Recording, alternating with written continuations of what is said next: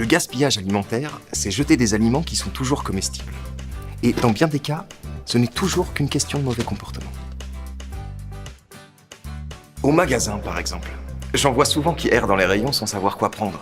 Résultat des courses, ils achètent tout et n'importe quoi. Ils foncent sur toutes les promos qui bougent. Et peu importe de savoir si quelqu'un mangera bien les 24 yaourts, c'est moins cher. Et les dates de péremption, qui prend la peine de bien les vérifier avant de glisser le produit dans le caddie. À la maison, j'en connais. Quand ils cuisinent, ils ont la folie des grandeurs. Ils préparent à manger pour tout le quartier alors qu'ils sont 4 à la maison. Tu as déjà vu ces frigos mal rangés, où tout est stocké n'importe où sans tenir compte des dates de péremption. Et quand ils quittent la table, les restes vont directement à la poubelle. Après tout, faut bien la nourrir, la poubelle. À l'école aussi, on gaspille. À la cantine, on a parfois les yeux plus grands que le ventre. C'est quoi ces tartines tout écrasées dans le fond du sac? Allez hop! À la poubelle. On prend aussi parfois trop de morceaux de pain avec son repas chaud. Et ce qu'on ne mange pas, allez hop, à la poubelle. Pas brillant, qu'en penses-tu? Pour éviter le gaspillage alimentaire, voici quelques petits trucs faciles à partager.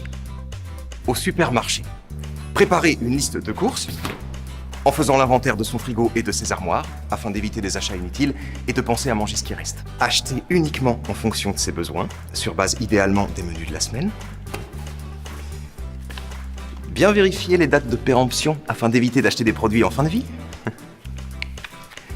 Et prendre son sac isotherme pour les produits frais et surgelés.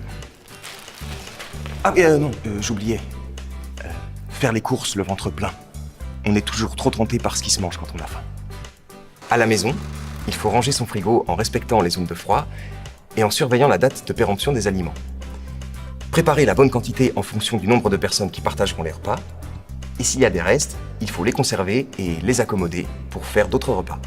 À l'école, prends une boîte à tartines. Elles seront protégées et bien plus appétissantes à midi. Je te conseille aussi la boîte à fruits, pour la même raison. Si tu as trop à manger, dis-le à tes parents pour qu'ils en préparent moins à l'avenir. Pour une boisson, rien de tel que la gourde. Tu peux y mettre ce que tu veux et tu ne produis aucun déchet. Ah oui, quand tu manges au repas chaud, sers-toi en petite quantité. Puis si t'as encore faim, tu te resserres. Tu vois, c'est simple d'éviter le gaspillage alimentaire. Alors, on s'y met tous ?